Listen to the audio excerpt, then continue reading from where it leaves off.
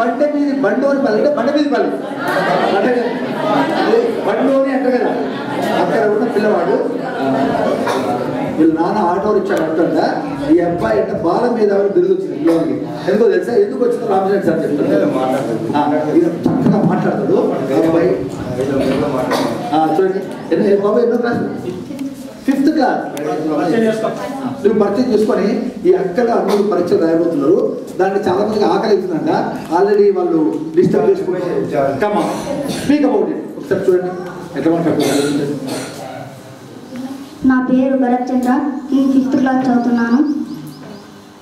వేదికపై ఆసీనులైన ప్రముఖులకు మరియు ఇక్కడ ఉన్నటువంటి ఉపాధ్యాయ బృందానికి మరియు విద్యార్థులకు అందరికీ పేరు పేరున నా హృదయపూర్వక నమస్కారాలు తెలియజేస్తున్నాను. మరి 1964-66 సంవత్సరంలో కొఠారి కమిషన్ చెప్పినటువంటి వాక్యం ఏమిటంటే, తరగతి గదిలోనే దేశ భవిష్యత్తు. మొదటి పేజీ మొదటి లైన్లో చెప్పబడింది.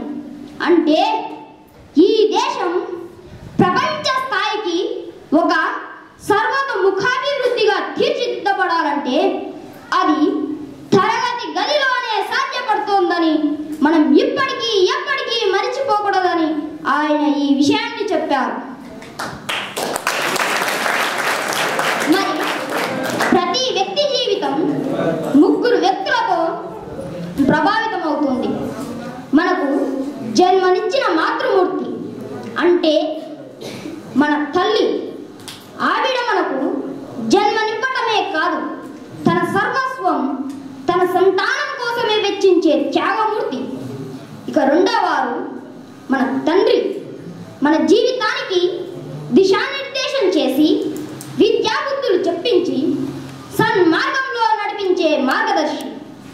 ఇక మూడవవారు వీరిద్దరి కంటే ఎక్కువైన వారు మనకు విద్యనివ్వడమే కాదు, మన నడవడికను మన వ్యక్తిత్వానికి తోడ్పడే గురువుల పర్యవేక్షణలో నడిపించే మార్గంలో నడిచి మన జీవితాన్ని మహోన్నతంగా తీర్చిదిద్దుకునేందుకు జీవన మార్గం సుసంపన్నంగా ఉండడానికి ప్రోత్సహించే వ్యక్తి గురువు. అటువంటి గురువు దైవంతో సమానం. మనం గురువులకు నమస్కరించేటప్పుడు మన చుట్టూ ఎంతమంది ఉన్నా సరే సాగిలపడి దండ ప్రణామం ఆచరించాలి. మరి అదేవిధంగా ఒక దేశం మంచి కోసం ఒక ఊరిని వదిలేయవచ్చు, ఒక ఊరి మంచి కోసం ఒక కుటుంబాన్ని వదిలేయవచ్చు, ఒక కుటుంబం మంచి కోసం ఒక వ్యక్తిని వదులుకోవచ్చు.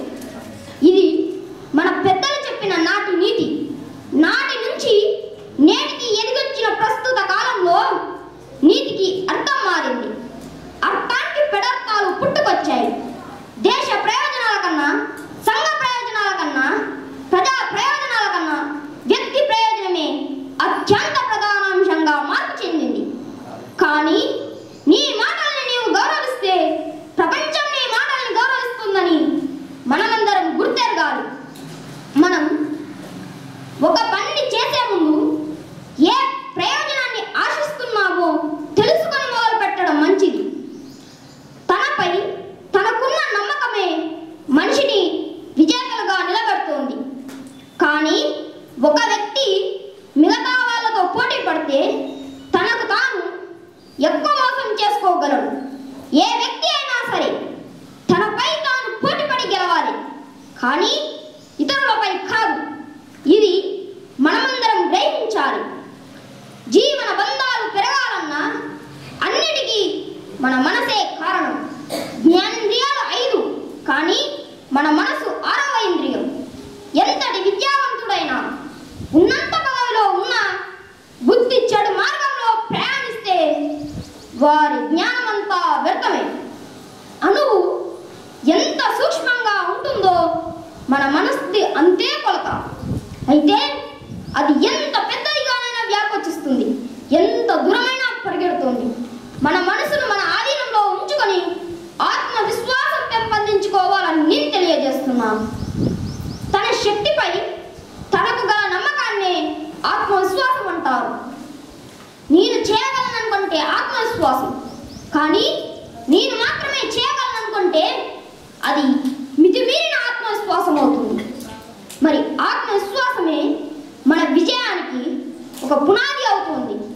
మరి ఆత్మవిశ్వాసం ఎట్లా ఏర్పడుతుందంటే దృఢ విశ్వాసం, సంకల్ప బలం, ఆత్మాభిమానం, ఆత్మగౌరవం, నిబద్ధత, విశ్లేషించడం, ఆశయం, ఏకాగ్రత, పటిమ, ఇవి ఆత్మవిశ్వాసానికి మార్గాలు.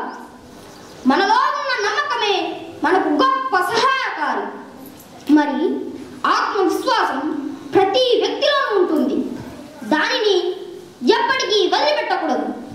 మన మనసులో ఇతరులకు మోసం చేసే ఆలోచనలకు చోటిస్తే ఆత్మవిశ్వాసం దెబ్బతింటుందని నేను తెలియజేస్తున్నాను.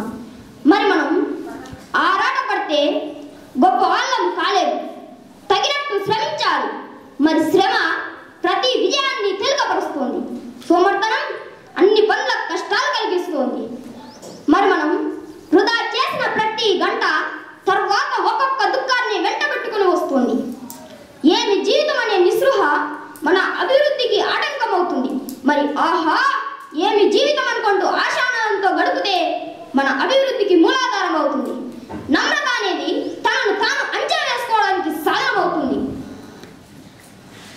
మరి కాలానికి నిజాన్ని నిరూపించే శక్తి ఉంటుంది. మరి మన ప్రవర్తన ఒక అద్దం లాంటిది.